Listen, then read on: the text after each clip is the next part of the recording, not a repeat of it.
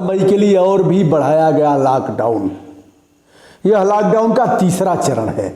लोग सोच रहे थे 3 मई तक लॉकडाउन है, अब 4 मई से खुलेगा, हम यहाँ वहाँ जहाँ कहीं भी जाना होगा हम जाएंगे और अपने धंधे व्यवसाय में लग जाएंगे।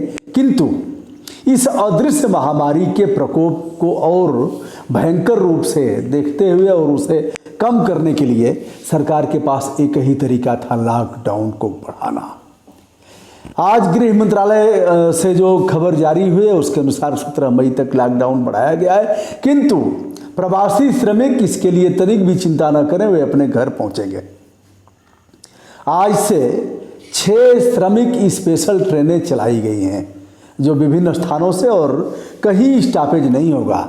इन ट्रेनों की चेन पुलिंग भी कोई नहीं करेगा, सीधे एक स्थान से निकलेंगी तो गंतव्य तक ही पहुंचेंगी। और पहुंच करके जैसा कि बताया गया है, कुछ राज्यों ने कहा है कि हम थर्मल स्क्रीनिंग कराएंगे और उन मजदूरों को अपने घर भेज देंगे, वह वहीं क्वारंटाइन रहेंगे अपने घरों में, सेल्फ क्वारंटाइन।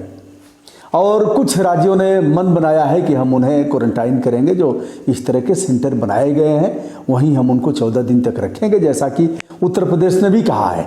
किंतु उत्तर प्रदेश ने जिन छात्रों को मंगाया राजस्थान के कोटा से और इलाहाबाद से, उन्हें थर्मल स्क्रीनिंग करा करके उनके घर भेज दिया। श्रमिकों के साथ क्या होगा मुझे नहीं पता, लेकिन अभी तक जो बात छन करके आ रही है, विभिन्न शिक्षण संस्थानों में इस तरह के सेंटर बनाए गए हैं जहां 14 दिन के लिए उन्हें क्वारंटाइन किया जाएगा। अब अधिकांश यात्राएं बसों से होंगी, ट्रेनों से भी होंगी। ट्रेनों में कम यात्री रहेंगे, उसकी पूरी तौर पर व्यवस्था कर ली गई है। बसों में भी आधे यात्री रहेंगे, आधे से भी कम रहेंगे। इस तरह से उनके घरों तक पहुंचाया जाएगा। आप इस बात से भली बात अवगत हैं कि 3 जोन में देश को बांटा गया है, जिसमें रेड जोन है, ऑरेंज जोन है और ग्रीन जोन है। रेड जोन में कुछ सुविधाएं इस बार कुछ छूट दी गई है, जैसे कोल्ड स्टोरेज खुलेंगे, एक आदमी मोटरसाइकिल से जा सकता है, समस्त संसाधनों का प्रयोग करते हुए। कुछ दुकानों को भी छूट दी गई है। कुछ इस तरह के मिल फैक्ट्रियां हैं, वहाँ ध्यान देते हुए जो नियम पारित किए गए हैं उसके आधार पर उसे संचालित किया जाएगा। ऑरेंज जोन में यह है कि वहाँ 2 मोटरसाइकिल पर 2 लोग जा सकते हैं। दुकानें कुछ खुलेंगी, मिल फैक्ट्रियों का संचालन होगा, लोग अपने कारोबार को कर सकेंगे। इस तरह से जो सबसे अच्छा ग्रीन जोन बनाया गया है उसमें बसें भी चलेंगी, किंतु आधे यात्री ही यात्रा कर पाएंगे।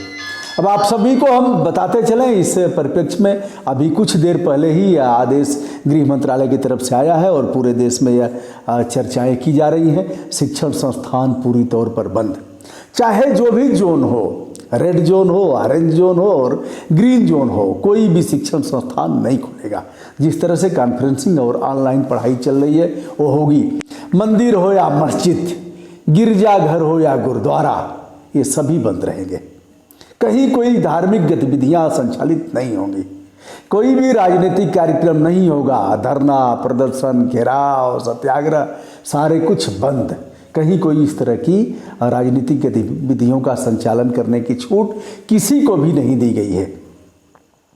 तो दोस्तों, यह रहा मोटा मोटा, आप इंतजार करते रहिए। अब यह है कि 17 मई एक बड़ा दिन है, लेकिन जीवन बड़ा बहुमूल्य है। बड़े भाग्य मानुष तन पावा, यह सुर दुर्लभ सदग्रंथन गावा।